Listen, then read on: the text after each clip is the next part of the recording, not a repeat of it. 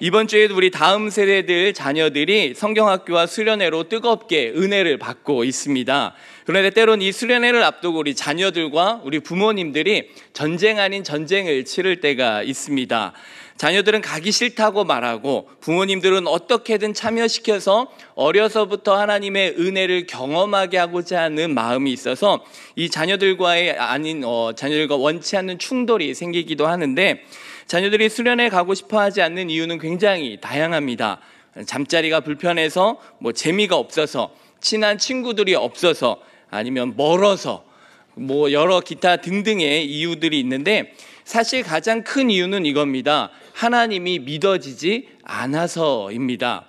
하나님이 믿어지지 않으니 그 모임이 내게 중요하게 여겨지지 않을 뿐만 아니라 내가 참석해야 할 이유도 그 안에서 찾을 수가 없다는 것이죠. 그럼 하나님이 잘 믿어지지 않는 이유는 그럼 무엇인가 했을 때, 하나님이 보이지 않는다라는 것이죠. 보이지 않는 하나님이 내 삶에 무슨 상관이 있냐라고 말하는 것입니다. 그렇다면 하나님이 보인다면 이 자녀들이 잘 믿을 수 있을까? 꼭 그렇지만도 않다라는 것을 우리는 압니다. 지금까지 수요 예배를 통하여 이스라엘 백성들의 출애굽 이야기를 보았습니다. 이 출애굽의 여정을 살펴볼 때 출애굽의 여정 때만큼이나 하나님의 놀라운 역사가 눈으로 보여진 때가 없습니다. 그럼에도 불구하고 이스라엘 백성들이 반복적으로 나타나는 행동은 무엇입니까? 이 눈에 보여진 하나님의 역사로 인하여 믿음이 견고해지는 것이 아니라 오히려 믿음이 아닌 원망과 불평이 있었다라는 것이죠. 눈에 보여야 믿는 것이 아니라 믿어야 눈에 보인다라는 것입니다. 그래서 우리는 보이는 것이 다가 아니라는 사실 또한 인정해야 합니다. 예전에 원로 목사님께서 말씀해 주셨는데, 우리는 들리는 것을 듣는 것이 아니라 듣고 싶은 것을 듣는 것이고, 하나님이 보여주시는 것을, 보이는 것을 보는 것이 아니라 보고 싶은 것을 본다라고 말씀하셨죠. 이스라엘 백성들이 끊임없이 하나님을 원망한 이유가 바로 여기에 있다는 것이죠. 하나님께서 보여주시는 것을 보는 것이 아니라 자신들이 보고 싶은 것만 보고 있었기 때문입니다. 민수기의 히브리 이름은 광야에서입니다. 놀라운 구원 역사의 은혜로 출애굽한 이스라엘 백성들은 광야를 통과해야 했습니다. 하지만 이 광야 길이 만만치가 않았다라는 것이죠. 물 없고 길 없는 광야에서 때로는 불뱀과 정갈의 위협, 주변 나라들의 위협을 경험하며 이겨내며 통과해야 했기 때문입니다. 그래서 지난주에 말씀에서 보았듯이 이런 길로 인하여 마음이 상한 이스라엘 백성들이 결국 하나님을 향하여 원망할 수밖에 없었다라는 것이죠. 하나님 앞에 원망하면서 하나님이 매일 주시는 만나의 은혜조차도 하찮은 것으로 여기며 이게 싫다라고 하나님 앞에 불평한 것입니다.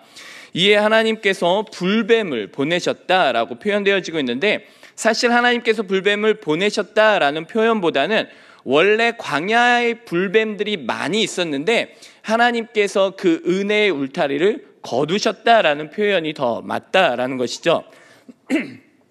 그래서 늘 불뱀이 주변에 있었음에도 하나님의 보이지 않는 보호하심 가운데 위협을 받지 않았던 것인데, 하나님께서 이 은혜의 울타리를 거두시자 이 불뱀들이 공격을 하게 된 것입니다.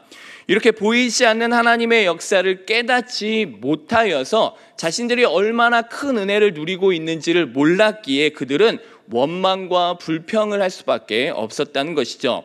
그러나 지금까지 이 모든 것이 하나님의 은혜였음을 이제야 깨닫고 이들은 하나님이 우리를 위하여 쉼없이 역사하고 계셨구나, 우리를 지켜주셨구나라는 것을 깨닫고 난 이후에야 회개하며 백성들을 향해 하나님을 향해 이제 회개하게 된 것이죠. 그러자 그 회개하는 백성들을 향하여 하나님께서는 놋뱀을 달아 이 뱀을 바라보라 명령하십니다.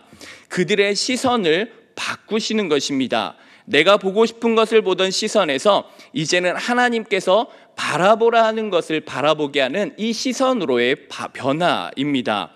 그제서야 나를 힘들고 어렵게 하는 광야가 보이는 것이 아니라 나를 살리시고 축복하시고자 인도하시는 하나님의 은혜가 보이기 시작했던 것입니다.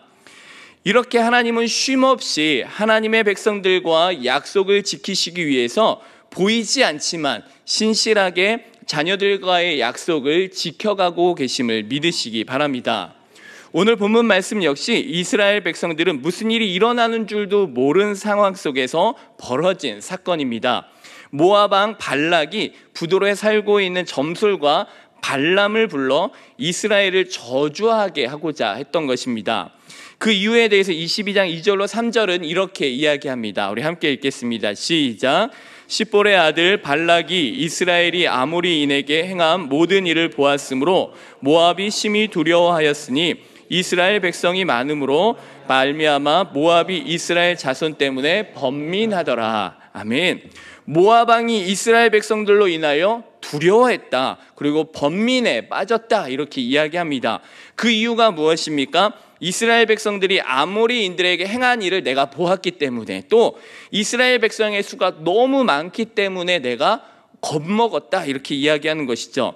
우리는 여기에서 보이지 않는 하나님의 역사, 일하심을 발견할 수 있어야 한다는 것이죠. 이스라엘 백성들도 느끼지 못했던 가운데 이스라엘 백성들에게 하신 약속의 말씀들이 신실하게 이루어져 가고 있었다라는 것입니다. 아무 준비도 없이 급하게 출애굽한 이스라엘 백성들이 전쟁에서 대승을 이루었다. 주변 나라들에게 두려움의 대상이 되었다. 또 각종 위험이 도사리고 있는 광야에서 수십 년을 이동하면서도 그 백성의 수가 조금도 줄어들지 않았다라는 것, 이 모든 것이 하나님의 은혜, 하나님이 일하심이 아니고서는 설명될 수 없다는 것이죠. 하나님은 여태 지금까지 보이지 않았지만 쉬지 않고 하나님의 백성들을 지켜주셨고 또 보호하셨으며, 무엇보다도 그들과의 약속을 신실하게 이루어 가심으로 하나님의 약속의 땅까지 인도하고 계셨다는 것입니다. 그런데 정작 이 축복을 받고 있는 이스라엘 백성들은 그게 복인 줄도 모르고 하나님을 원망하고 있고 하나님 앞에 불평했다라는 것이죠.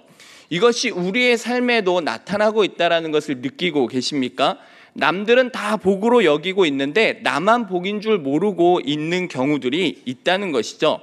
너무 당연한 것으로 여겨서 그것이 복인 줄 모르고 지나고 있는 것도 많다라는 것입니다. 예를 들면 우리 남편이 내게 얼마나 큰 복인 줄 모르고 있는 경우가 있다는 것이죠. 남들은 다 내 남편이 훌륭하다, 너는 복받았다, 어쩜 그렇게 시집을 잘 갔냐, 좋겠냐라고 이야기하는데 정작 우리 아내분들은 어떻게 말합니까? 네가 살아봤냐? 네. 하면서 이 복이 복인 줄 모르고 살아가고 있다는 것이죠. 이처럼 우리에게 가장 중요한 복이 무엇입니까? 우리가 구원받았다라는 이 가장 놀라운 축복의 사실들을 우리는 너무나 당연한 것으로 여겨서 구원이 얼마나 큰 은혜인지, 구원이 얼마나 큰 복인 줄도 깨닫지 못하고 살아가고 있다는 것입니다. 또 당장 내 눈에 보여지지 않는다 해서 복인 줄 모르는 경우도 있습니다. 하나님의 약속은 당장 내 눈에 보이는 것이 아닐 수도 있지만 반드시 현실이 된다는 사실을 믿어야 합니다. 또한 때론 내가 무지해서 하나님의 복을 복인 줄 모를 때도 많이 있습니다. 내 지식의 한계로 하나님의 계획을 다 알 수 없기에 하나님의 축복을 내가 다 담아낼 수가 없다는 것이죠. 그러나 분명한 것은 내가 모른다고 해서, 내가 보지 못했다고 해서 아무 일도 일어나지 않는 것은 아니다라는 것이죠. 때론 우리도 이스라엘 백성들과 같이 하나님의 일하심이 우리에게 보여지지 않고 느껴지지 않는다 해서 답답해하고 하나님을 원망할 때도 있다는 것입니다. 그러나 분명한 것은 하나님은 우리를 위하여 한 번도 쉬지 않고 일하고 계시며 신실하게 그 약속들을 이루어 가고 계신다는 사실입니다. 따라서 보고 믿으려기보다는 믿고 볼 수 있기를 간절히 축복합니다. 그런데 우리가 또 잊지 말아야 하는 중요한 사실이 하나 있죠. 하나님께서 우리를 위해 쉬지 않고 일하시듯 사단도 우리를 무너뜨리고자 쉬지 않고 일한다는 것입니다. 모압 왕 발락은 어떻게든 이스라엘 백성들을 무너뜨리려고 계획합니다. 그 방법으로 당시 가장 용하다는 부돌에 살고 있는 점술과 발람을 초청하여서 이스라엘 백성들을 저주하게 하는 것입니다. 그가 이 땅 모압에 와서 이스라엘 백성들을 저주하면 이 사람이 축복하는 사람은 복을 받고 저주하는 사람은 저주를 받는다라고 믿었기에 이 부돌에 살고 있는 발람을 불러오게 되는 것이죠. 얼마나 열심과 정성으로 이 일을 추진했냐면 모압에서 이 부돌이란 곳까지는 약 650km나 되는 먼 거리입니다. 이 먼 거리에 이 모압의 고관들을 보내고 또 그 고관들에게 많은 돈까지 복채까지 들려서 보내게 됩니다. 이 650km나 떨어진 곳이기에 최소 가는 것만 20일이 걸리게 되는 것이죠. 그런데 이 일을 한 번만 한 것이 아니라 2번이나 하게 됩니다. 그러면 왔다 갔다 했으니 거의 3개월에 걸쳐 이 일을 성사시켰다라는 것이죠. 이처럼 사단 역시 하나님의 백성들을 무너뜨리는 일에 있어 쉽게 포기하지 않고 끝까지 한다라는 것을 우리는 기억해야 합니다. 따라서 우리는 더욱 하나님을 바라보아야 하는 이유가 바로 여기에 있는 것입니다. 하나님 아니면 아무도 우리를 모든 죄와 사망의 저주에서 구원해 주실 분이 없기 때문입니다. 사단 역시 포기하지 않고 우리를 끊임없이 죄와 사망의 저주의 구렁텅이로 몰아가 넣으려고 하기에 오늘 본문 말씀에서도 이 파괴자라는 이름의 뜻을 가진 모압 왕 발락이 삼키는 자라는 뜻을 가진 이 발람을 통하여 하나님의 백성들을 저주 가운데로 몰아넣어 파괴하려고 하는 것을 볼 수가 있습니다. 하지만 하나님께서도 발람에게 또한 말씀하셔서 이 일을 막으신다라는 것을 보게 됩니다.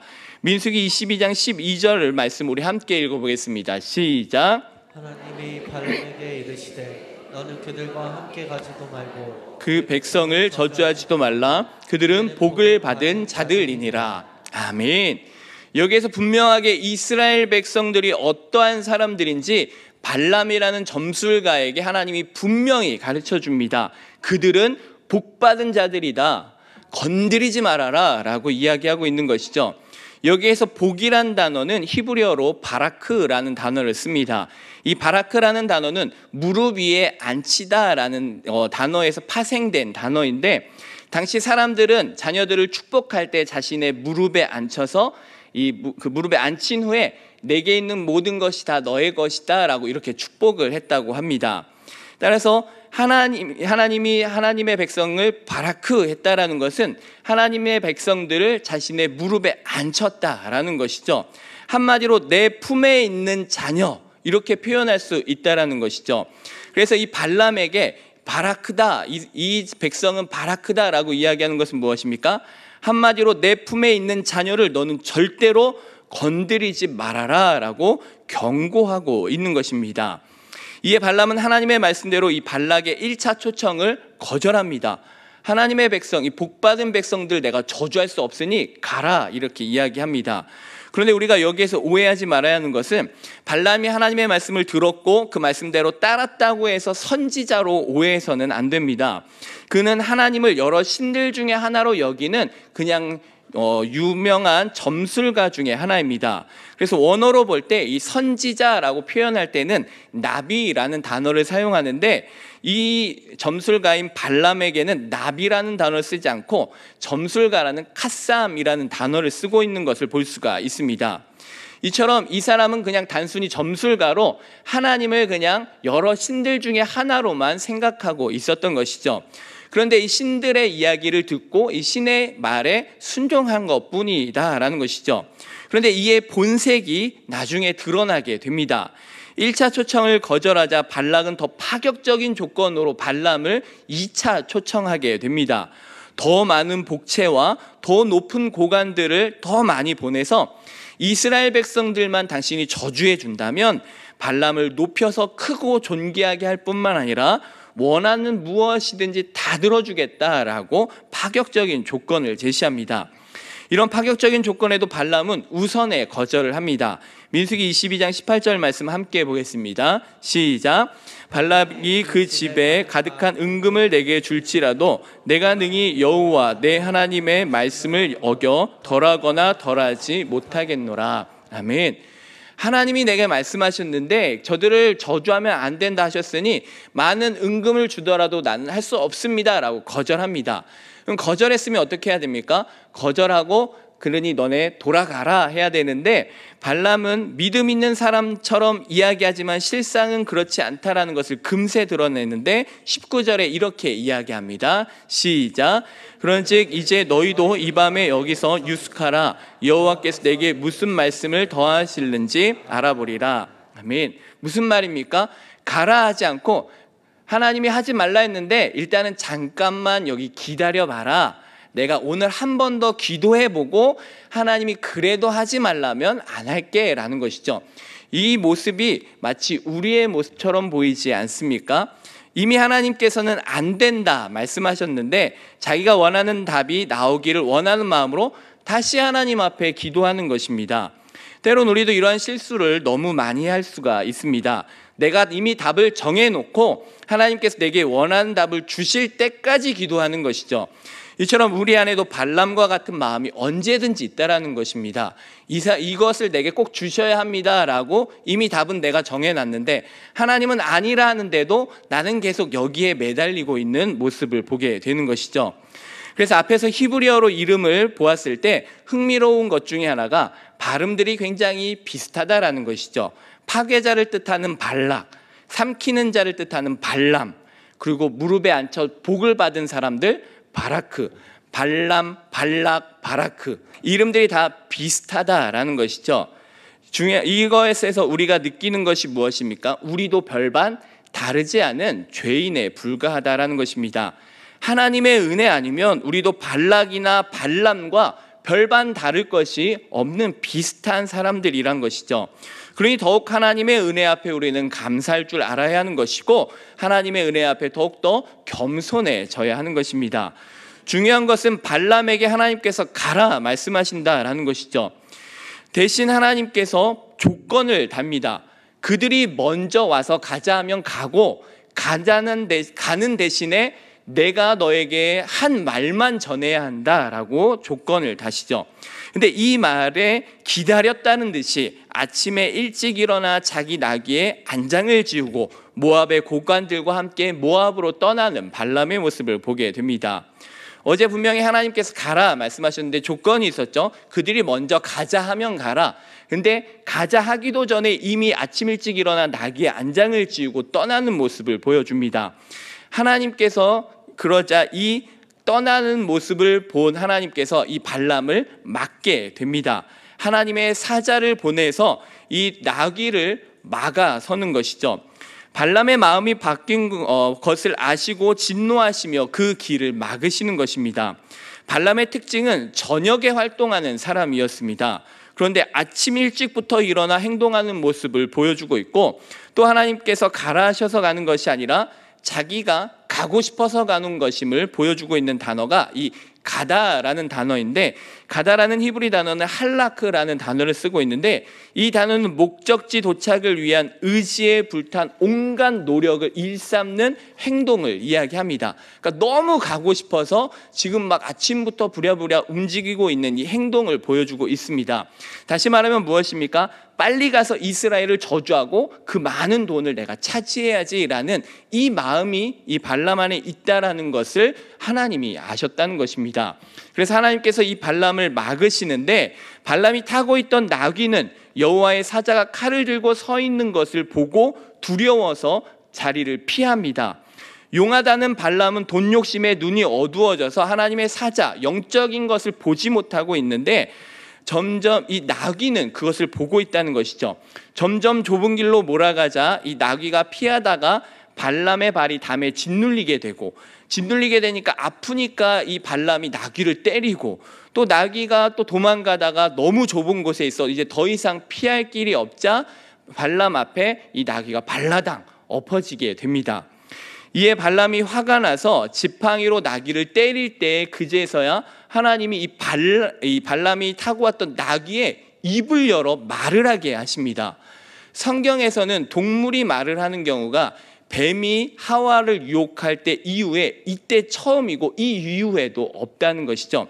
마치 만화 영화 같은 장면이 일어나게 됩니다. 나귀가 갑자기 말을 한다. 그런데 이 발람은 그러한 일에도 전혀 개의치 않고 나귀와 대화를 합니다. 이 정도면 깨달아야 되는데 깨닫지 못하는 무지함을 드러내고 있는 것이죠. 그러면서 왜 말을 듣지 않고 나를 이렇게 힘들게 하냐라고 하자 나귀가 내가 당신을 언제 힘들게 한 적이 있습니까? 지금까지 당신 말을 한 번이라도 어긴 적이 있습니까? 왜 나를 3번이나 이렇게 때립니까? 라고 원망을 하는 것이죠. 그러자 그때 하나님이 이 발람의 눈을 열어서 드디어 여호와의 사자, 칼을 빼들고 죽이려고 하는 사자를 보게 합니다. 당대 최고의 점술가란 사람도 육심의 눈이 가려지면 가장 약한 나귀만도 못한 존재가 될 수밖에 없다는 것을 보여주고 있는 것입니다. 결국 자신의 잘못을 깨닫고 다시 되돌아가려는 발람에게 이제는 오히려 하나님께서 가라 명령하십니다. 가라 명령하시면서 대신 너는 정말로 내가 하는 말만 전해야 된다라고 말씀하시죠. 이에 발람은 모압에 가서 3번의 제단을 쌓고 3번의 저주가 아닌 축복의 말씀을 전하게 됩니다. 그 축복의 내용들은 창세기 49장에 야곱이 그의 아들들에게 하는 축복의 내용들을 토대로 축복의 내용들이 담겨져 있습니다. 시간이 많다면 이 축복의 내용들을 다 다루고 싶지만 시간상 오늘은 이 축복의 내용들보다는 이 축복의 말씀을 하게 하셨던 하나님을 바라보자는 것입니다. 저주의 입술에서 축복의 말씀으로 변하게 하신 하나님, 저주하고자 한 땅에서 오히려 이스라엘을 축복하게 하신 하나님, 이처럼 하나님께서는 우리를 죄와 사망의 저주의 그늘에서 건져주시고 축복의 자리로 인도하시며 끊임없이 우리를 축복하고 계심을 우리는 바라보아야 한다라는 것이죠. 이 일들이 일어나고 있을 때 이스라엘 백성들은 어떠했습니까? 무슨 일이 일어나는 줄도 모르고 그냥 모압 평지에 자리를 잡고 쉬고 있었습니다. 그런데 하나님께서는 이스라엘이 보지 못하는 곳에서도, 보지 않는 그 순간에도 백성들에게 복을 주시고 지키시고 은혜를 베풀어 주시며 평강을 주고 계셨다라는 것입니다. 이를 민수기 6장 24절로부터 27절에 하나님의 약속의 말씀이 이루어지고 있는 것을 보게 됩니다. 우리 함께 읽겠습니다. 시작. 여호와는 내게 복을 주시고 너를 지키시기를 원하며 여호와는 그의 얼굴을 내게 비추사 은혜 베푸시기를 원하며 여호와는 그 얼굴을 내게로 향하여 드사 평강 주시기를 원하노라 할지니라 하라. 그들은 이같이 내 이름으로 이스라엘 자손에게 축복할지니 내가 그들에게 복을 주리라. 아멘. 분명히 기억하셨으면 좋겠습니다. 내가 알지 못하는 지금 이 순간에도 하나님은 우리에게 복 주시고 은혜 베푸시고 평강을 주신다는 사실입니다. 내게 있는 것을 보지 말고 내게 주시는 하나님의 은혜를 바라보았으면 좋겠습니다.